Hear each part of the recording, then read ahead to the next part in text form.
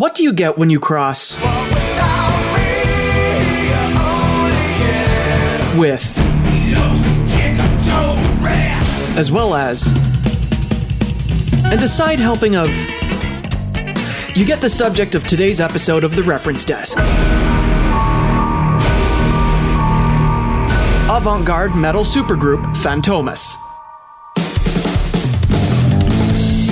My name is Andrew Baldock. Welcome to the wandering feature that is the Reference Desk. This featurette is dedicated to unearthing peculiar albums, fascinating artists, and singles that you really ought to hear, buried deep in the CJSW library. Today, we're looking at the incredibly bizarre supergroup Fantomas, which features some incredible musical legends. Beautiful ladies and beautiful gentlemen, it is my great honor to introduce to you tonight the incredible Mike Patton. Mike Patton takes up vocal and keyboard duties in Fantomas and is the de facto composer for 99% of Fantomas' material. The man is a notorious workaholic. Counting only some of his musical projects, Patton is mostly known for his work in Faith No More, Mr. Bungle, Fantomas, Nevermen, Dead Cross, and Tomahawk, but also has a very impressive body of solo work, which includes what Patton calls what he thinks pop music should be, a project called Peeping Tom, and a live album called Mondo Cane, in which Patton works live with a 30-piece orchestra. Oh, and he's also done film scores and soundtracks for Crank, High Voltage, Bunraku, The Place Beyond the Pines, Stephen King's 1922, and the short film A Perfect Place, which actually has a longer score/soundtrack than the film itself. And on the guitar! On the sixth string, Fantomas features the wild-haired king of sludge metal himself, Buzz Osborne, aka King Buzzo of the Melvins, with whom he has released over a whopping 40 albums and EPs. He's also a founding member of Venomous Concept and, of course, Fantomas. Fun factoid, Buzz Osborne has always been a fairly connected individual in the music scene. But way back in the 1980s, after Dave Grohl's band Scream disbanded, Osborne was the one who introduced him to Kurt Cobain and Kirst Novoselic. The trio would go on to become, of course, Nirvana. But I'm sure you already figured that out. D is for drum.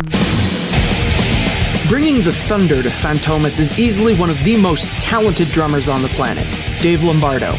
His drumming has been praised as astonishingly innovative, and Drummer World regarded him as the godfather of double bass.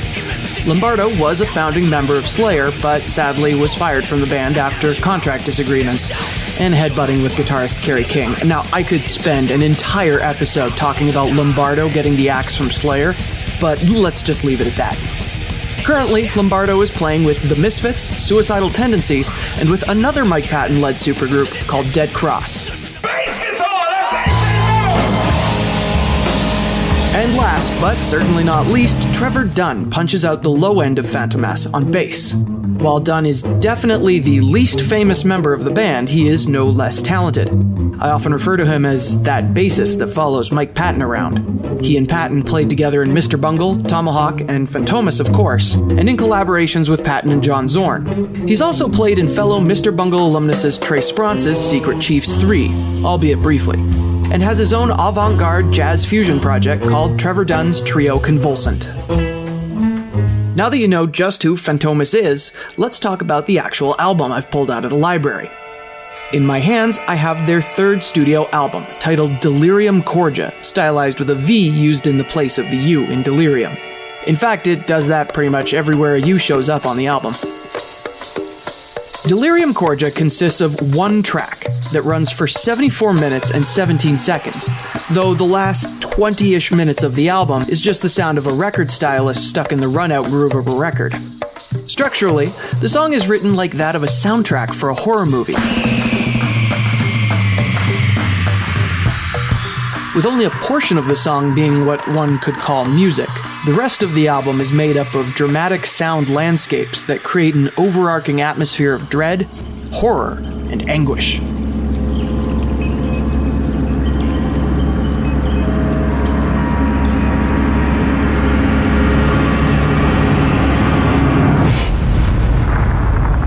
One one of these sections touches on the album's concept. You hear the ambient sounds of an operating room, doctors talking, and surgical tools clattering. Still fit. Charge to 20. Charge. Clear. Flatline. There's the spike. Left cardiac output now. Still down. Heart rate shaking.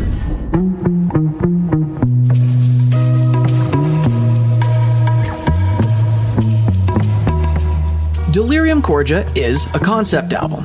The single song of the album is written like a film soundtrack because the song is the soundtrack to a film that will never be made. And that's not to say it was cancelled or anything. Delerivm Cordia was always intended to be just the album and nothing more. The imaginary film that Delerivm Cordia accompanies is about surgery without the use of anesthesia.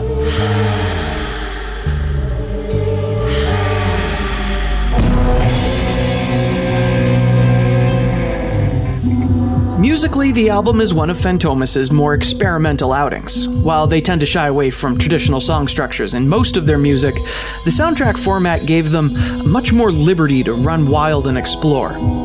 The genres that they touch on the album include metal, drone, easy listening, and chanting, though much of the album's intended emotional effect comes from the sound landscape.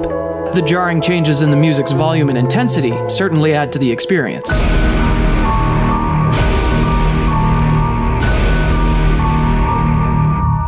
The package for the CD also contributes to the overall theme of the album. The booklet provides photos of invasive surgery depicting organs being removed from the body and other scenes of clinical gore. Though there's also this quote on the back card. It's taken from the same source as the graphic surgical photos.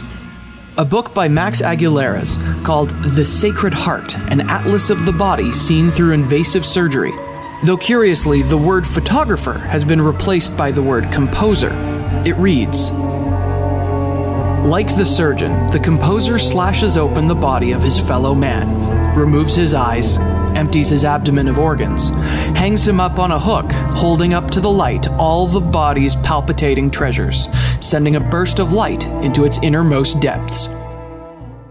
Read deeper into that whatever you may.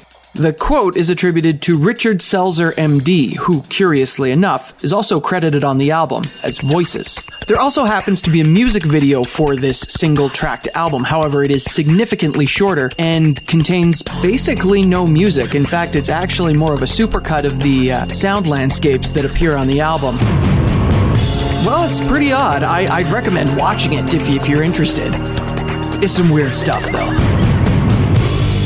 So while Delerivm Cordia is Fantomas' more outrageous musical experimentation, I will still recommend that you try listening to their other works. In particular, an album called The Director's Cut, which is an entire album of classic horror and thriller themes reimagined in the style of Fantomas. A fantastic collector's item for horror fans out there.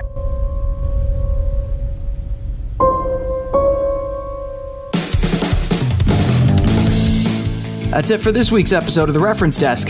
You can catch previous episodes online at cjsw.com and on CJSW SoundCloud. Keep an ear out. The next episode of The Reference Desk could show up anywhere, anytime.